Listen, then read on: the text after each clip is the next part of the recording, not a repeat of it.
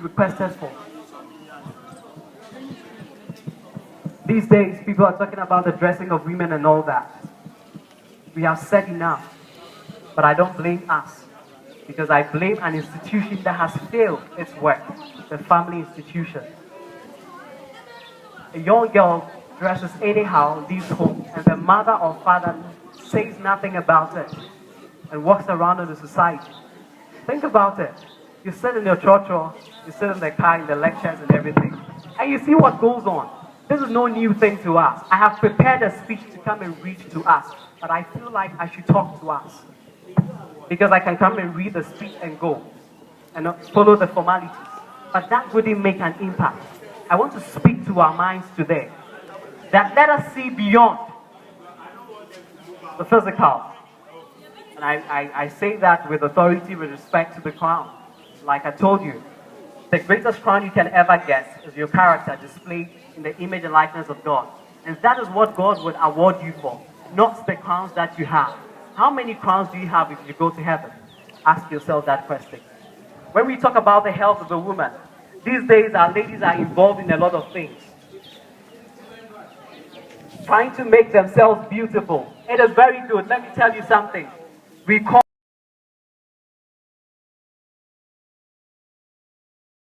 something and they begin to wonder, is this what I'm going to stay with the rest of my life? Because behind those makeup is the real body. And that is what we define beauty according to. It is not the things you display yourselves with. The best makeup that we can ever wear as a woman is neither the pawns and everything that you can have as a kit in your room or in your wardrobe. The best makeup ever in this world, that I believe personally, is when you have the glory of God on your face. That is what attracts. The makeups, if I push you into a pool, would clean and will leave you bare. And you realize that, I can see that you're feeling the pressure. I'm not talking to you alone, but I'm talking to all of us. If I should push you right now in the pool, you'll not come the same, because everything on you would be clean. Are you with me? And so that is what we must seek for, that we work on ourselves, the inner beauty within us. And that is what empowerment is about. You cannot empower something that is already being empowered by God. I have never seen some before. As a matter of fact, if you're not living your full potential, then you are dysfunctional. You should ask yourself some questions. What is wrong with me? I don't know what our individual future aspirations are, but I seek to see you at the top one day. That let it not be said of you that you came to this university, passed, and you are nowhere to be found. As a matter of fact, God has placed something in you, and if you rob us of it, you are stealing something from our generation. Procrastination is never the thief of time. I also don't believe that, because that's what the pastors of this world say. Procrastination is actually the thief of generations. We should be generational thinkers. We should think ahead. As you sit, you can think of a project that you can embark on, even though you don't win this crown. And that is what we're looking at. Don't wait to be crowned to say that because of that, I'm going to do things for this institution. You are the icon of this institution, and you should realize that yourself. And lastly, I would like to talk about environmental sustainability. There's something I have seen about this country, and I'm not shy to say it. It's unfortunate that the capital town of this nation is the filthiest city ever in this country, and that is Accra. Those of us who come from Accra and all the other cities, you realize that the president is doing his best to campaign against filth. But look at that. We have companies like Dream Lion Alliance and all that. They're doing their best. But go to Tema Station and watch the ground. People drink and then put the things on the ground, expecting somebody to come for it. And you want me to come and talk to you about environmental sustainability? And nothing is being done about it. As a matter of fact, the filth in our societies is not even done by people who never went to schools or illiterate. It's done by people who have received education in classrooms. And so I ask myself, what is education? Is it about passing the examinations and leaving? Or it's about being educated based on what God has placed in your heart to do. What is education? What are you craving for to leave this institution at the end of the day? That you get a certificate printed by people? No. I know people who have first-class degrees and are still at home. And I know people who would employ these first-class people but yet had third-class honors. Is it not amazing? Is it not an irony that we have people who are employed by people who finished, or let's say they didn't finish their universities? I can name a lot. When you pick your phone and you WhatsApp and you Facebook and all the icons and all the applications, these were created by people who saw beyond classroom education and created the best out of their gifts and talent. Environmental sustainability. What is sustainability? When we cut the trees, when we engage in deforestation, do we think about the next generation?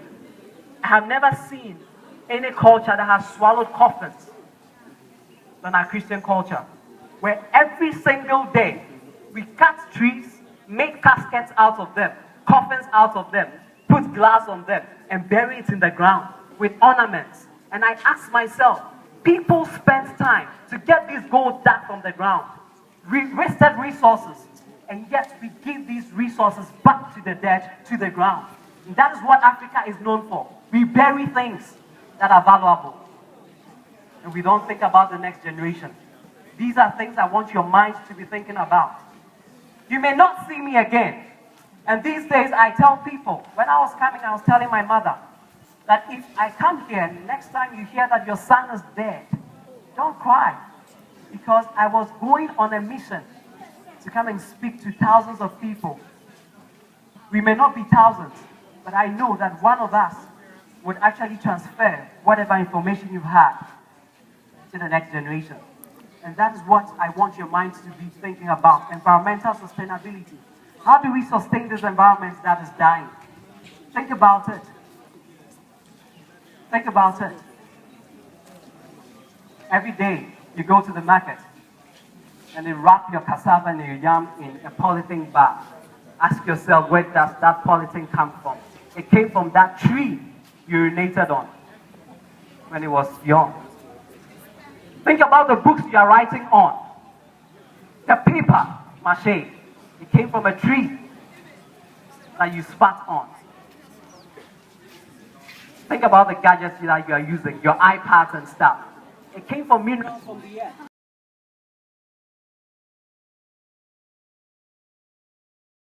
Somebody had to dig it, and somebody had to extract it from the ground. But this is what I say, that should we make this waste? Somebody spends his time and then go dig these things, and we don't think about the next generation. And all that we see in even our politicians and some leaders today is that we are thinking about ourselves, and that is a selfish mentality that I want us to clear from our minds. If we are talking about environmental sustainability, what are we talking about? Should I come here and then speak to us and then we all leave? And at the end of the day, you are asked that, how did this program go? And you say that, oh, it was nice. And you pride yourself that during my time we did this. That is not what we're talking about. What is the impact that you made? And that is what will be used to judge how competent your administration was. I speak with no disrespect to anybody, but I'm speaking as a citizen of this country, that one day, when we lie silent in our graves, and the cover is put on our coffin, and the heat swells us up, and that little nail bursts us open, and our bones and skeletons are exposed to the termites, and our spirit man leaves, and we watch ourselves in the grave, what can we boast about? This program will be of no effect. People will not remember you for the crown you wear.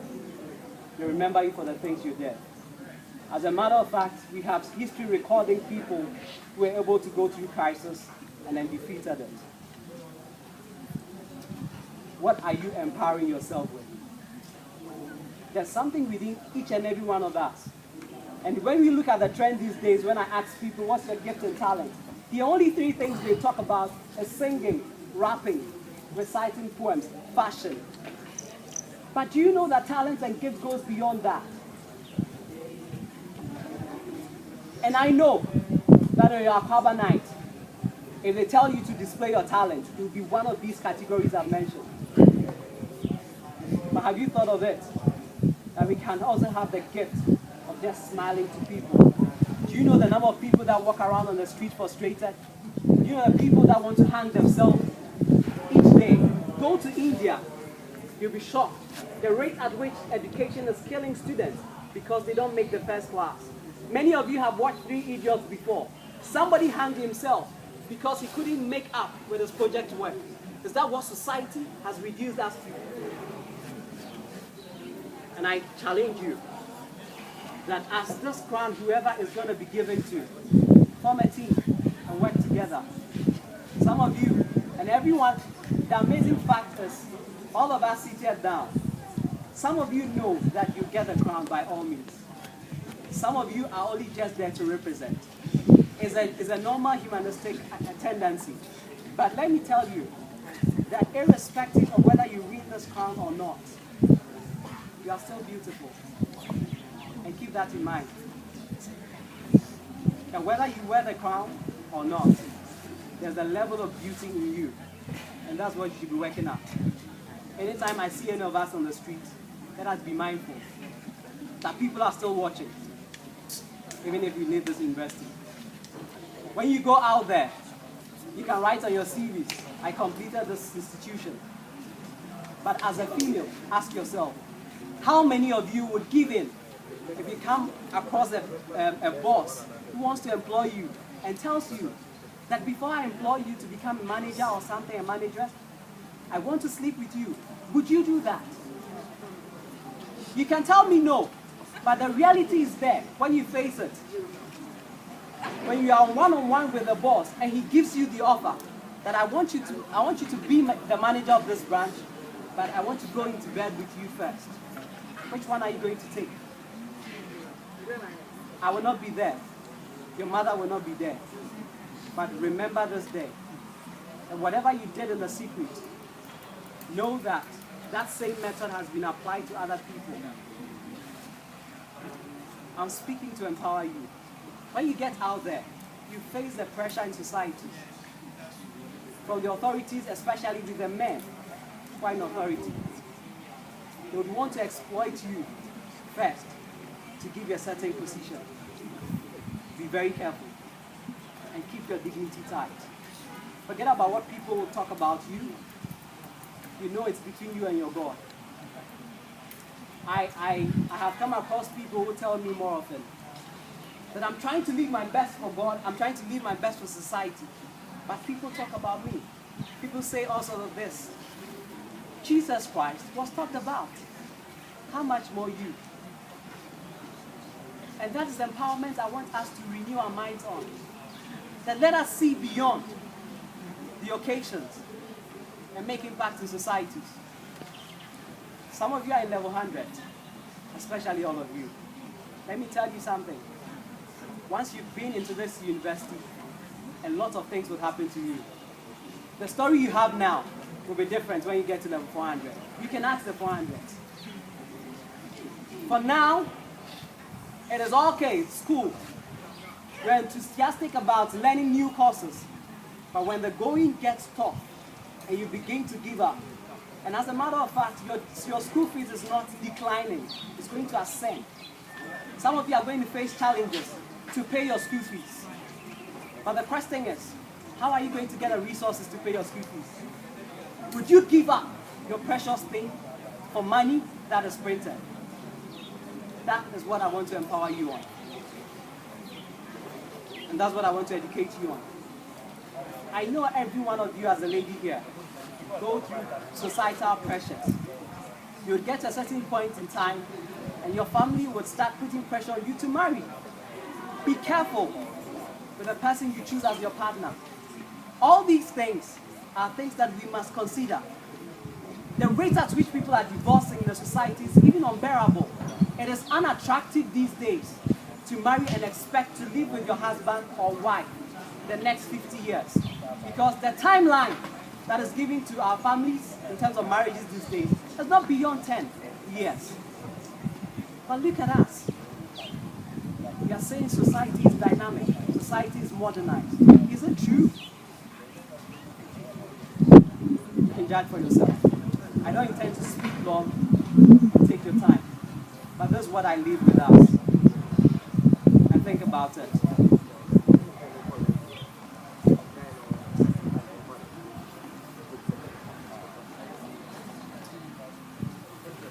It is my prayer that we all die empty before we go to the grave. Be empowered, women. And I don't leave the gentlemen out. Don't feel threatened when a lady is competing with you. Appreciate such ladies. Promote them. Encourage them. But I can only say two things. If something is created to cut bread, which we call bread knife, there's absolutely no way that that bread knife can be used to cut a baobab tree. Because even though they all have the principles of cutting, what happens is that the bread knife is created to cut a bread, and the chainsaw is used to cut a baobab tree. If you are a bread knife, seek to cut bread. Don't force yourself to cut baobab trees, because you are not wired for it. Appreciate who you are and what has been given to you as a gift. And that is the empowerment I'm talking about. The next year I come by God's grace if I'm alive. I want to see something different. That we actually have a crown and we make impact with it. God bless us. God bless us all.